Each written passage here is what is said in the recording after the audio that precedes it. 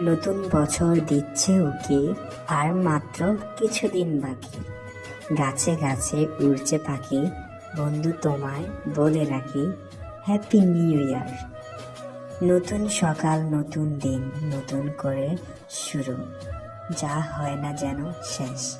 নতুন বছরের অনেক শুভেচ্ছার সাথে পাঠালাম তোমায় এই SMS। পুরনোকে বিদায় জানিয়ে নতুনকে করো বরণ, আপনার পুরো বছরটা হাসি খুশির মধ্যে দিয়ে কেটে যাক।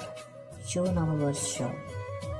ফুরিয়ে গেল একটি বছর, সময় হলো বিদায় বেলা। নতুন দিনে নতুনভাবে দেখা হবে আবার দুজনের। আগামী বছরটা যেন তোমার গত বছরের চেয়েও ভালো কাটে।